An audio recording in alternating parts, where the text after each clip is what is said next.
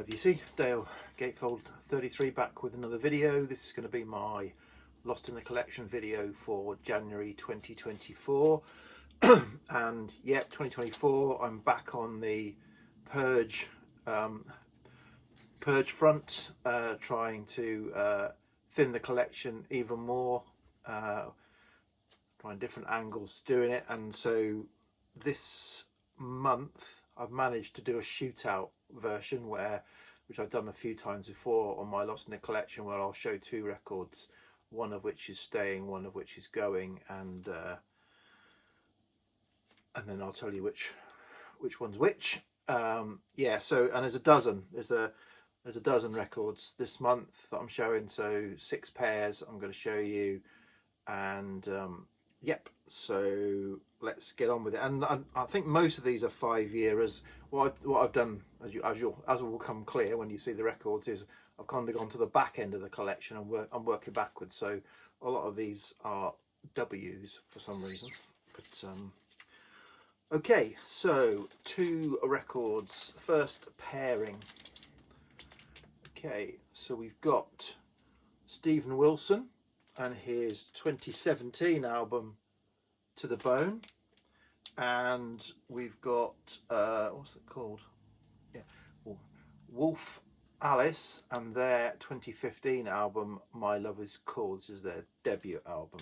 So which is going, which is staying? This one is going and this one is staying.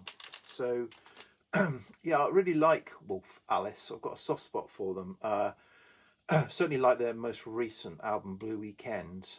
And I'd already got, I had this on CD and bought it not long after. And then I bought the middle album. They've done 3 albums so far. And then Blue Weekend is probably my favourite, their most recent album from a couple of years ago, at least 2 or 3 years ago.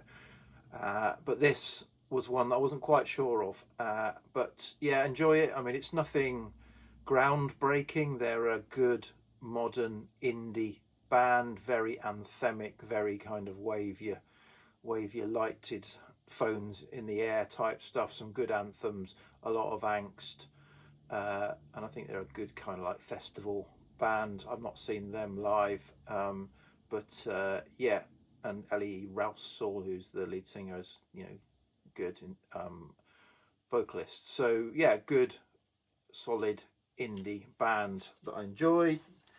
And then so this album from Steven Wilson, so I really admire Steven Wilson. I listen to his Album Years podcasts. I like his remix stuff that he's done, or the stuff I've heard anyway. I don't avidly follow it. And I like Porcupine Tree selectively, and I like his solo work selectively. This one is, and I think he's done this more than one occasion. This is him going in a bit more of a pop leaning direction, as well as some of the sort of prog rock. And I enjoyed this, but you know, with my criteria for keeping records, if it isn't front to back great, then you know, it might not stay in the collection, because I am trying to reduce the collection down to records on vinyl that I want to listen to front to back. I've got this digitally. If I want to listen to a track, I can listen to it digitally. So so that's my criteria. And actually, there's 2 or 3, certainly at least 2 real pop songs, you know, real pop songs on here, and they're the ones I enjoyed the most, actually.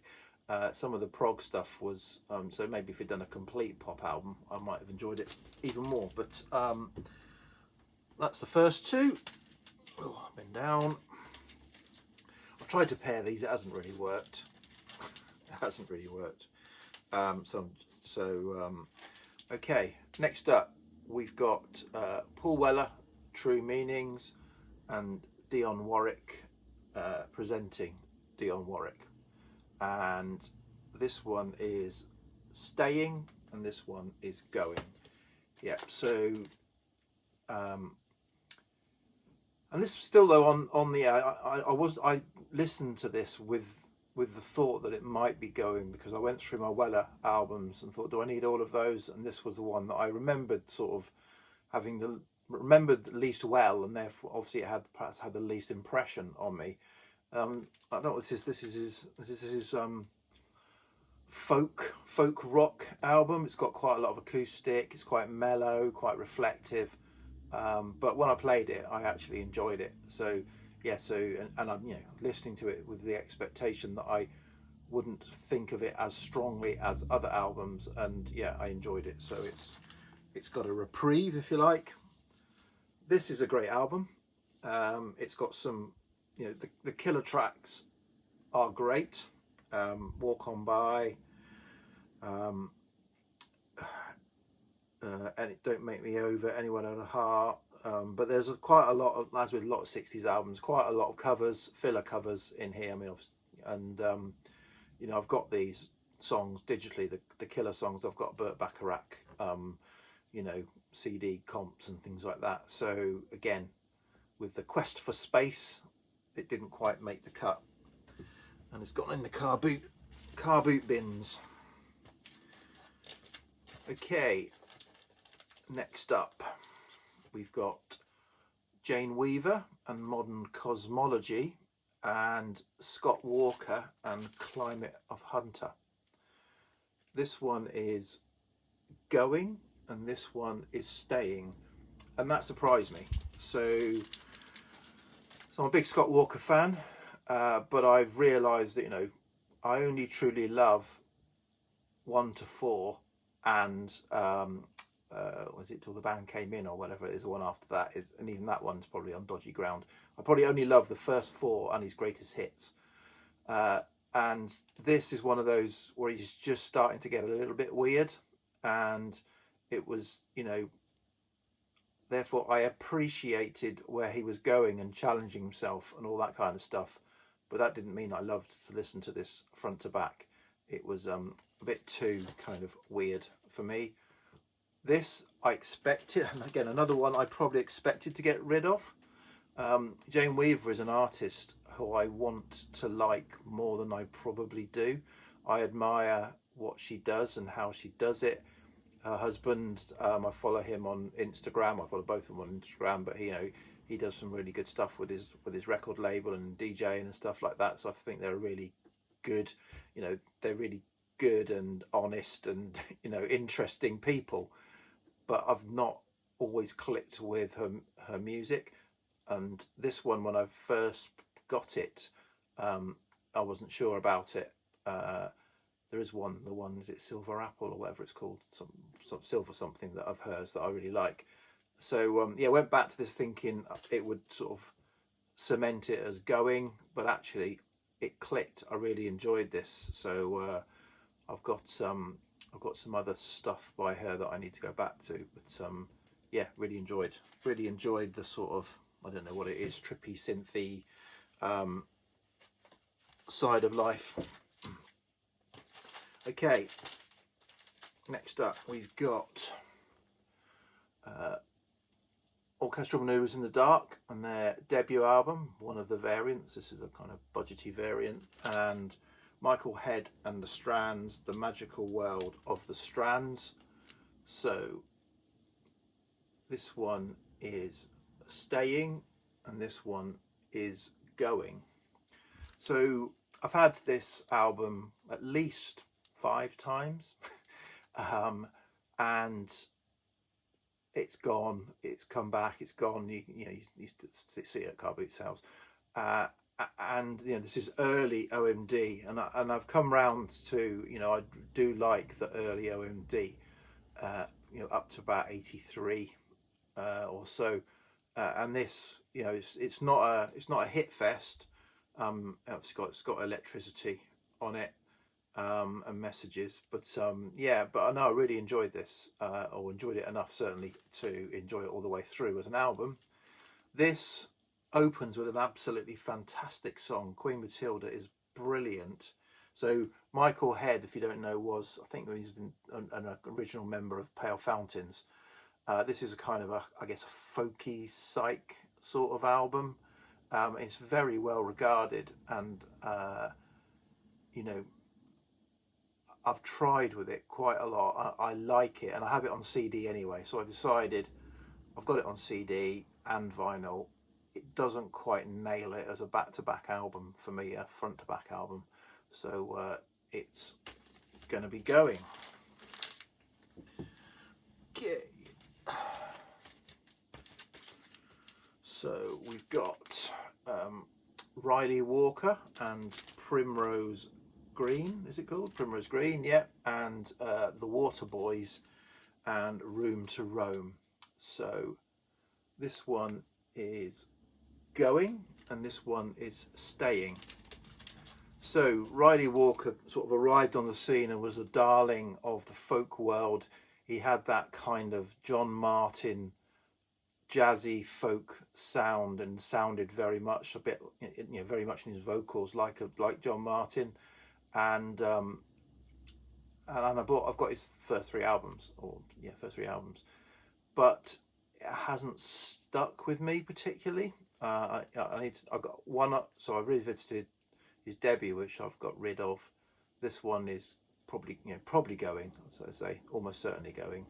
I might give it another spin. So yeah, so it's kind of like, well, I'll listen to John Martin.